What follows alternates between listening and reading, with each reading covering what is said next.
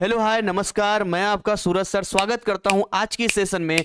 आज हम बात करेंगे कि जो अक्टूबर 2024 में एग्जाम होने वाला है उसके लिए कब टीएमए सबमिट होगा, कब प्रैक्टिकल का एग्जाम होगा, कब थ्योरी का एग्जाम होगा, कब एग्जाम फीस सबमिट करेंगे, किस टाइम पे हमें क्या करना है। अगर एडमिशन आपका कंफर्म नहीं हुआ है, पेंडिंग दिखा रहा है, तो ऐसे कंडीशन में क्या करना होगा, ये सारी बातें आज के इस वीडियो में करेंगे। और आखिरी में आप अच्छी तैयारी कैसे कर सकते हैं, कैसे अपने एग्जाम तक 2 टाइम्स सिलेबस कंप्लीट करके 90 एंड एवं मार्क्स ला सकते हैं, ये सारी बातें इसमें होने वाली है। तो मैं चाहूंगा कि वीडियो स्टार्ट करने से पहले अगर अभी तक आपने हमारे चैनल को सब्सक्राइब नहीं किया है तो चैनल को सब्सक्राइब करें, बेल आइकन जरूर क्लिक करें, क्योंकि इसके बाद जितने भी कंटेंट आने वाले हैं अप्रैल के बाद सभी आप लोगों के लिए आने वाला है। तो आप तक सही कंटेंट, सही अपडेट पहुंचना बहुत जरूरी है। अभी पिछली बार वही हुआ, बहुत बच्चे मेजॉरिटी में एग्जाम फी ही सबमिट नहीं कर पाए। क्या रीजन रहा होगा? इंफॉर्मेशन की कमी।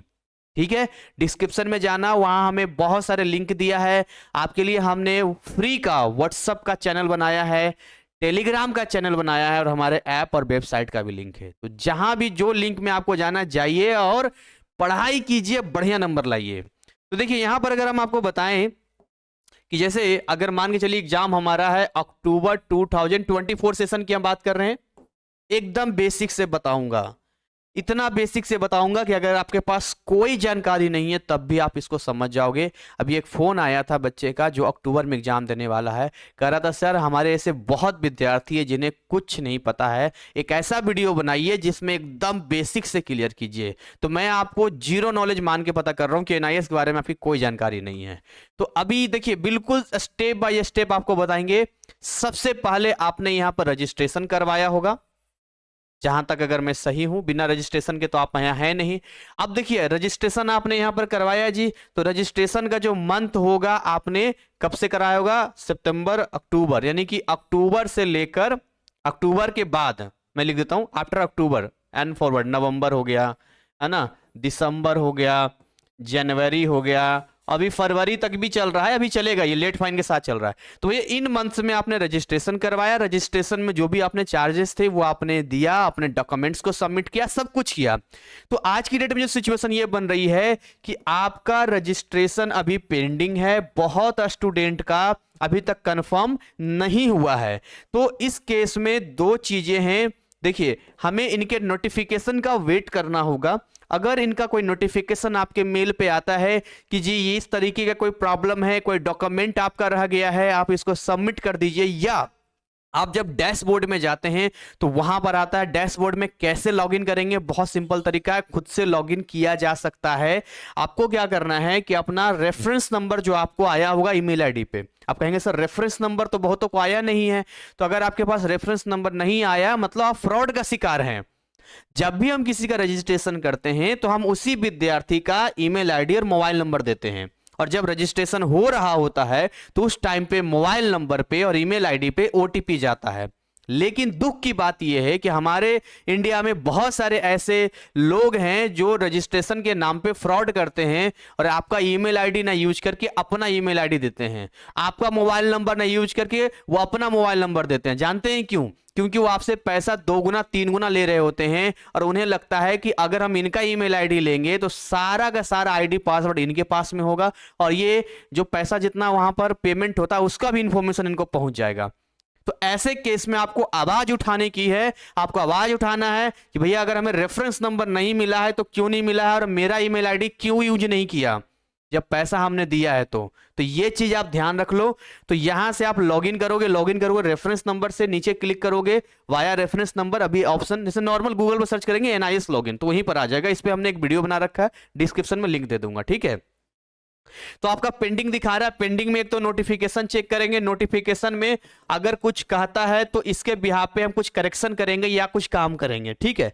और कुछ नहीं कहता है तो सीधा सीधा हम इंतजार करेंगे, वेट करेंगे, और मुझे लगता है कि 1-2 महीने में धैर्य रखिए, आपका एडमिशन कंफर्म हो जाएगा। ये तो बात क्लियर हो गई।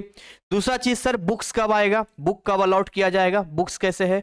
और दूसरा चीज इसमें स्टडी सेंटर लिखा है ना, रीजनल सेंटर लिखा है, तो हमारे लिए कौन यूजफुल होगा। देखिए रीजनल सेंटर क्या होता है, एक स्टेट का एक ही रीजनल सेंटर होता है, तो वहां पर आपको तब जाना जब कोई बड़ा समस्या आपके पास हो। नॉर्मल स्टडी सेंटर आपको क्या हेल्प करेगा, जैसे कई बार बुक आता है तो दो चीजें, या तो बाई पोस्ट घर पे आ जाता है और कई बार जो है स्टडी सेंटर पे जाकर रखा हुआ होता है। तो अगर स्टडी सेंटर पर रखा है तो वहां जा सकते हैं, एक्स्ट्रा पैसा किसी को कुछ नहीं देना है, एक जो पैसा लग गया रजिस्ट्रेशन का इसी में लगता है, कोई बुक का पैसा नहीं, कोई टीएमए का पैसा नहीं, कोई प्रैक्टिकल का पैसा नहीं, फालतू किसी को पैसा नहीं देना है। हद से हद बता रहा हूं कि अगर लेट फाइन के साथ भी अगर 5 सब्जेक्ट का कोई एडमिशन करवाएगा ना आज की डेट में, जो लेट फाइन चल रहा है, तो 4-4.5 रुपया एनफ है अगर वो अपना चार्ज भी लेता है तो, और अपना चार्ज नहीं लेगा तो और कम में हो जाएगा। और 31 जनवरी जिसने करवाया उसका तो 3-3.5 हजार में ही हो गया होगा, और इससे ज्यादा पैसा लिया है किसी ने आपका तो इसका मतलब है कि आपसे कुछ गलत किया गया है। तो ये हो गया कि बुक आपका आ जाएगा, इसके लिए वेट करना होगा। बुक नहीं आता तो हम मेल कर देते हैं, वो आप हमें व्हाट्सएप पे मैसेज करना, मैं मेल आपको बता दूंगा। तो जो काम होना है वो कब काम होना है आपका, अप्रैल के बाद होना है। अब सबसे इंपॉर्टेंट बात आती है एग्जाम फी की। एग्जाम फीस सबमिट करना बहुत जरूरी है। अगर आप एग्जाम फीस सबमिट नहीं करेंगे तो आपको एग्जाम में बैठने के लिए ही नहीं दिया जाएगा। एग्जाम फी का जो फी होता है एक सब्जेक्ट का वो 300 से 400 रुपये होता है, यानी 5 सब्जेक्ट का 1600, 1700, 1800 ऐसे बनता है। तो इसमें भी आपको खुद कर लेना है, किसी को फालतू पैसा नहीं देना है यहाँ पे। तो एग्जाम फी मुझे उम्मीद है कि जून से स्टार्ट हो जाना चाहिए, जून जुलाई इन 2 महीनों में विशेष ध्यान दीजिएगा कि आप एग्जाम फी यहाँ पर सबमिट कर दें, जितने भी सब्जेक्ट का आपको एग्जाम देना है।